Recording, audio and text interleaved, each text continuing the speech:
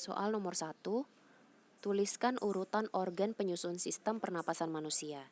Jadi, penyusun sistem pernapasan manusia itu organnya yang pertama ada hidung, faring, laring, trakea. Jadi yang trakea itu yang batang tenggorokan yang panjang itu. Terus ada bronkus. Bronkus itu kan percabangan yang pertama, percabangan dari trakea. Lalu di dalam paru-paru itu ada cabang-cabang lagi, itu namanya bronkiolus. Nah, di bronkiolus ini ada gelembung-gelembung yang dinamakan alveolus. Jadi, ibu ulangi yang pertama, hidung, faring, laring, trakea, bronkus, bronkiolus, dan alveolus. Soal nomor 2, tuliskan urutan mekanisme inspirasi pernapasan perut. Inspirasi itu apa? Inspirasi itu proses menghirup udara. Menghirup udara berarti udara masuk. Jadi yang pertama, kan yang ditanyakan pernapasan perut. Jadi yang berkontraksi adalah otot perut atau otot diafragma. Jadi yang pertama, otot perut atau diafragma berkontraksi. Lalu, diafragma bergerak turun. Karena bergerak turun atau mendatar, jadinya volume rongga dada ini membesar. Ibu ulangi, diafragma berkontraksi atau bergerak turun, lalu volume rongga dada membesar dan udara masuk ke paru-paru. Soal nomor 2, tuliskan urutan mekanisme inspirasi pernapasan dada. Jadi inspirasi itu tadi adalah proses menghirup udara. Jadi udara masuk. Udara masuk. Yang ditanyakan itu adalah pernapasan dada. Jadi kalau pernapasan dada itu otot tulang rusuk yang berkontraksi. Tapi kalau misalnya pernapasan perut yang ditanyakan, berarti otot perut yang berkontraksi. Nah, karena di soal adalah pernapasan dada, jadi otot tulang rusuk berkontraksi. Setelah berkontraksi, volume rongga dada membesar. Kenapa membesar? Karena kita bisa lihat di sini diafragma menurun. Karena diafragma menurun atau mendatar, jadinya volume rongga dada itu membesar. Jadi ibu ulangi, pertama, otot tulang rusuk berkontraksi. Selanjutnya, volume rongga dada membesar, paru-paru mengembang, dan udara masuk ke paru-paru. Sedangkan kalau yang ditanyakan ekspirasi, mekanisme ekspirasi pernapasan dada.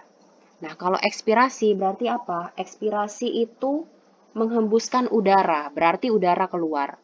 Nah, kalau misalnya yang ditanyakan pernapasan dada, berarti kan otot tulang rusuk relaksasi. Otot tulang rusuk relaksasi, lalu diafragma bergerak naik. Karena diafragma bergerak naik, maka volume rongga dada mengecil. Kita bandingkan sama sebelahnya, ini kan besar. Nah, yang ini mengecil. Jadi kalau misalnya relaksasi itu mengecil volume rongga dadanya. Setelah itu, paru-paru mengempis dan udara keluar dari paru-paru. Nah, kalau misalnya yang ditanyakan pernapasan perut, maka otot diafragma relaksasi, diafragma bergerak naik, lalu volume rongga dada mengecil, paru-paru mengempis, dan udara keluar dari paru-paru. Soal nomor 3. Apa saja faktor yang mempengaruhi frekuensi pernapasan manusia? Dan jelaskan alasannya minimal 3. Nah, jadi yang mempengaruhi frekuensi pernapasan manusia itu ada 5.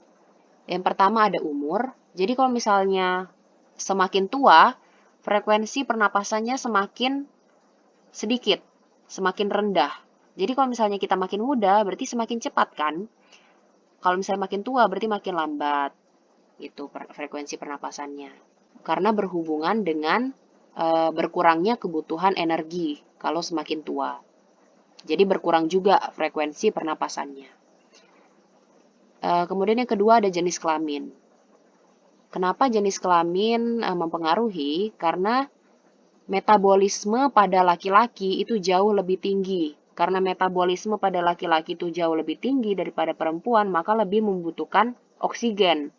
Sehingga frekuensi pernapasannya lebih tinggi. Nomor 3 ada suhu tubuh. Nah, jadi kalau misalnya kita semakin panas, semakin tinggi suhunya, maka frekuensi pernapasannya juga semakin cepat, semakin tinggi. Karena peningkatan proses metabolisme di dalam tubuh, posisi tubuh. Nah, kalau misalnya kita berdiri, kan hanya tumit yang menopang. Dibandingkan dengan kita duduk, kan yang menopang tubuh itu lebih banyak dibandingkan kalau kita berdiri cuma tumit. Nah, jadi kalau misalnya kita berdiri, itu frekuensi pernapasannya tuh lebih cepat. Karena yang menyangga tubuh itu hanya tumit. Yang terakhir, yang kelima, ada kegiatan atau aktivitas tubuh. Jadi orang yang beraktivitas lebih banyak seperti berlari itu membutuhkan oksigen lebih banyak sehingga pernapasannya itu lebih cepat. Soal nomor 3. Apa saja macam volume pernapasan pada manusia dan jelaskan pengertiannya, minimal 3. Nah, jadi volume pernapasan itu ada volume tidal, volume cadangan ekspirasi, volume cadangan inspirasi, volume residu, volume vital paru-paru, dan terakhir kapasitas total paru-paru.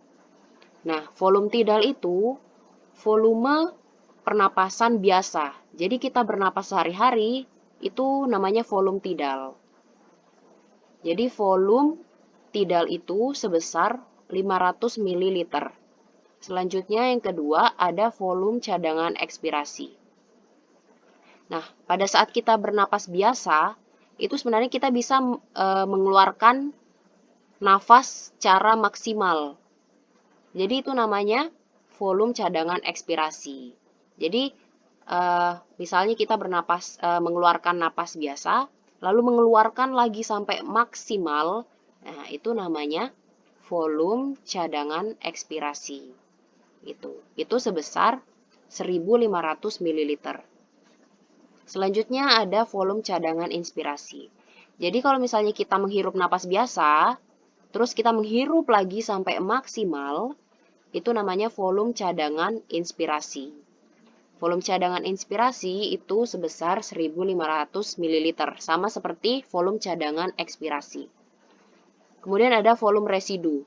Jadi setelah kita bernapas maksimal yang tadi mengeluarkan atau menghirup, nah, ternyata masih ada lagi yang tersisa di dalam paru-paru sebesar 1.000 ml. Itu namanya volume residu, volume sisa. Kemudian ada kapasitas vital paru-paru. Kapasitas vital paru-paru itu volume tidal ditambah volume cadangan ekspirasi ditambah volume cadangan inspirasi. Tadi kan volume tidal 500 ml. Volume cadangan ekspirasi itu 1.500 ml. Volume cadangan inspirasi itu juga 1.500 ml. Nah, ditambahin semua, 500 tambah 1.500 ditambah 1.500. Totalnya 3.500 ml. Terakhir ada kapasitas total paru-paru. Kapasitas total paru-paru, volume kapasitas vital paru-paru ditambah volume residu. Jadi kan tadi 3.500 ml ditambah sama 1.000 ml. Totalnya 4.500 ml.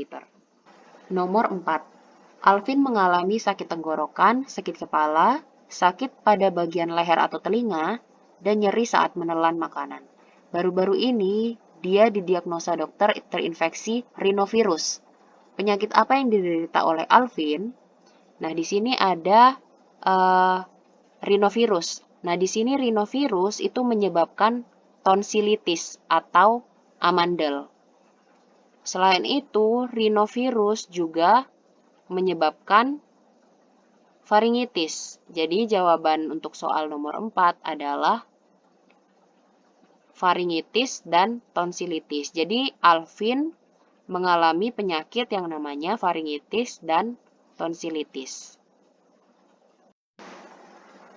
Nomor 4, Arden mengalami sulit bernapas, napas berbunyi, dan batuk setelah memakan kacang tanah. Baru-baru ini, dia didiagnosa dokter bahwa terjadi penyempitan saluran pernapasan oleh senyawa histamin. Penyakit apa yang diderita oleh Ardan? Nah, tadi dikatakan bahwa penyempitan saluran pernapasan disebabkan oleh senyawa histamin. Nah, jadi ini, senyawa histamin penyakitnya adalah asma. Itu. Ciri-cirinya adalah nih, penyempitan saluran pernapasan. Lalu napas berbunyi, napas pendek, dan sesak napas. Jadi itu namanya asma. Nomor 5, tuliskan nama organ minimal 2 dan fungsinya. Jadi yang dari soal pertama nih mirip ya. Jadi pertama ada hidung. Misalnya kita mau bikin hidung sama alveolus. Nah, kita bisa bikin hidung. Di hidung ada apa? Hidung ada rambut-rambut hidung. Rambut-rambut hidung itu berfungsi untuk menyaring debu dan kotoran. Kemudian ada alveolus. Berarti alveolus itu tempat pertukaran oksigen dan karbon dioksida. Nah, kalau misalnya kita mau tulis yang lain juga bisa. Misalnya di faring ada tonsil. Nah, tonsil itu untuk reaksi kekebalan tubuh. Lalu di laring itu ada epiglotis.